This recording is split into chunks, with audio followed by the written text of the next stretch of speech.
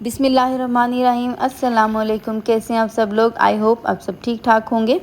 आज मैं आप सब के लिए मुहर्रम स्पेशल रेसिपी में लेकर आई हूँ जी सूजी का हलवा। कहने को बहुत आसान रेसिपी है, लेकिन इसमें बहुत से टिप्स होते हैं आपके परफेक्ट ज़बरदस्त से हलवा बनाने के लिए। मैं आज आपको वो तमाम टिप्स बताऊंगी, वो तरीका बताऊंगी कि किस तरह से आप ज़बरदस्त सा हलवा बना सकते हैं। ऐसा हलवा जो ठंडा होने के बाद भी हार्ड नहीं होता, उसकी गुठलियाँ सी नहीं बनती, बहुत अच्छा बनेगा, बहुत रसीला सा और बनेगा बहुत ही शाइनी सा। तो इसके लिए हमने क्या किया है, एक कढ़ाई ले ली है।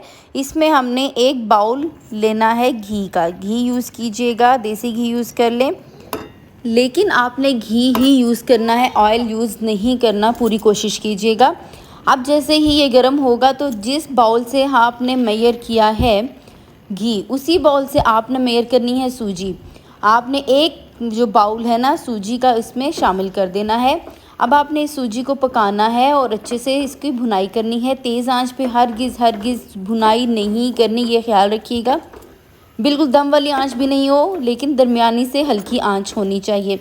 अब आपने इसको इतना भूनना है कि ये अच्छे से फूल जाएंगे दाने और साथ में इसका कलर चेंज हो जाएगा। जैसे ये सूजी भून जाती है ना, तो आपको बड़ी खूबसूरत सी इसकी खुशबू आना शुरू हो जाती है। जैसे खुशबू आने लगे तो अब आपने क्या करना है, इसमें शामिल कर देना है आटा। आटा 1 चम्मच मैं शामिल कर रही हूँ, आप इसकी जगह बेसन भी शामिल कर सकते हैं। आपने ख्याल रखना है कि सूजी को आपने बहुत ज़्यादा ब्राउन नहीं करना या बहुत ज़्यादा वाइट नहीं रखना। ये चीज़ आपने बहुत ज़्यादा ख्याल रखनी है, वरना क्या होता है सूजी का हलवा जब रेडी होता है ना, काला हो जाता है, काला काला सा लुक देता है। वाइट रखना, तो आप इसको कम ब्राउन कीजिएगा। अब आपने इसमें शामिल कर देने हैं जितने भी ड्राई फ्रूट्स आप इसमें शामिल करना चाह रहे हैं वो शामिल कर दें। मैंने इसमें कोकोनट लिया था, थोड़ी सी खसखस ली थी, बादाम और पिस्ते लिए थे और उनको बारीक काट के मैंने इसमें शामिल कर दिया।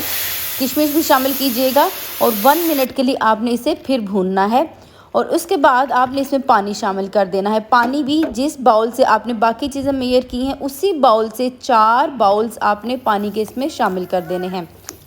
हल्का सा पके यानी कि उबलने लगे तो आपने इसमें शामिल कर देनी है चीनी। चीनी आपने उसी बाउल से मेजर करनी है। 1 बाउल चीनी शामिल करके आपने इसको अच्छे से मिक्स करना है और इसको कवर कर देना है। 4 से 5 मिनट आपने कवर करना है, ताकि जो सूजी है बहुत अच्छे से पक जाए, ड्राई फ्रूट्स पक जाएं, जो आटा हमने शामिल किया है वो भी इसमें पक जाए।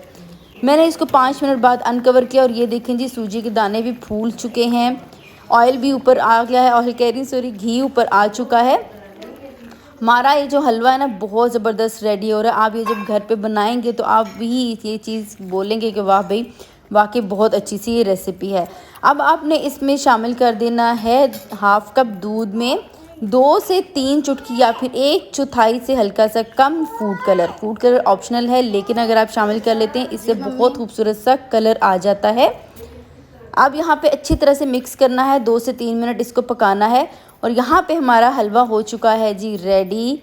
अब यहाँ पे क्या निशानी है कि जो ऑयल जो हलवा है ना, इसने साइड्स को छोड़ दिया है, बर्तन से ये अलग होना शुरू हो गया है। यहाँ पे हलवा हमारा रेडी हो चुका है। इसको मैं डाल चुकी हूँ सर्विंग डिश में। अब इसकी हम गार्निशिंग करेंगे। चांदी के वर्क कुछ मैं लगाऊंगी, कुछ यहाँ पे बादाम पिस्ते वगैरह जो जो आपको ड्राई फ्रूट्स पसंद है वो आपने इसके ऊपर डाल देने हैं। खूबसूरती के लिए मैंने काजू भी 2-3 लगाए थे। इस तरह से अगर चीज़ आप डेकोरेट करते हैं ना, गार्निश करते हैं, तो बहुत खूबसूरत इसकी लुक आती है। तो ये थी मेरी जनाब आज की रेसिपी। आपको मेरी ये रेसिपी कैसी लगी है मुझे कमेंट सेक्शन में ज़रूर बताइएगा। चैनल को सब्सक्राइब नहीं किया तो प्लीज़ चैनल को ज़रूर सब्सक्राइब कीजिएगा, बेल आइकन को हिट कीजिएगा। मुहर्रम है, मुहर्रम के लिए स्पेशल रेसिपी है, तो आप ये बनाइए और बांटिएगा ज़रूर मुहर्रम की न्याज में। और मुझे दीजिए इजाज़त, मैं आपसे मिलूँगी नेक्स्ट रेसिपी में। अल्लाह हाफिज़ और अल्लाह निगहबान।